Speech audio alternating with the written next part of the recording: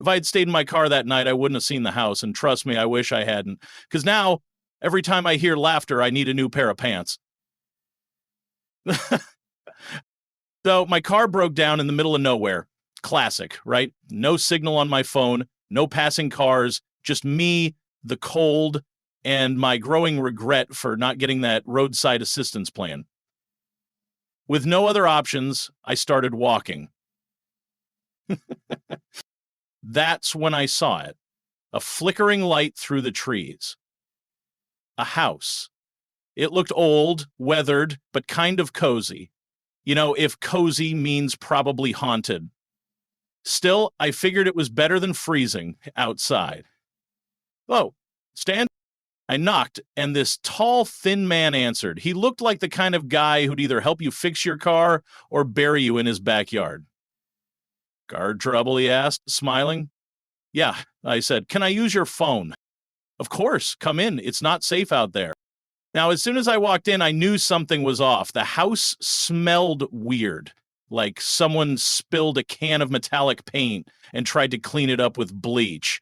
It was also too warm, like they were hosting a secret sauna party.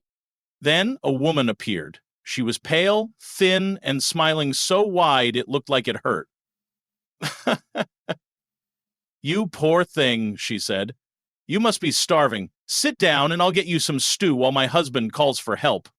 Now let's talk about this stew. It looked normal enough, but the first bite, nope. The meat was tough, chewy, and had a weird aftertaste, like someone tried to flavor it with regret.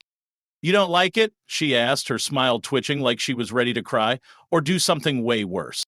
Oh, it's great, I lied, forcing another bite. I was trying to be polite, but my stomach was not happy about it. Meanwhile, their teenage son was sitting across from me, staring, not blinking, not talking, just staring like he was trying to laser read my soul. At this point, my fight or flight instinct was screaming, but instead of running, I decided to excuse myself. Can I use the bathroom? I asked. Second door on the left, the man said, his smile now looking a little too forced.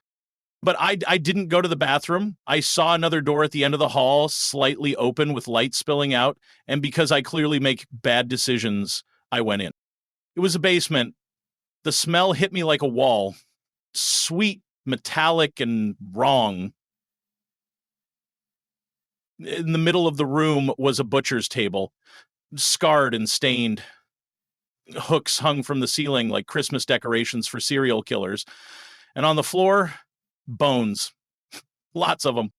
That's when I heard a voice behind me. What are you doing down here?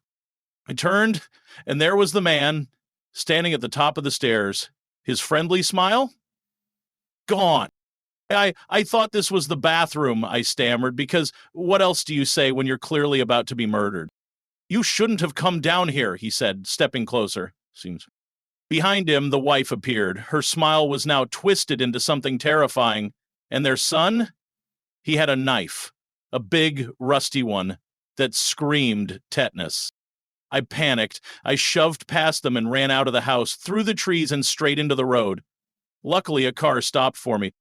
What are you doing out here? The driver asked, looking at me like I'd just escaped from a psych ward. Help me, I gasped.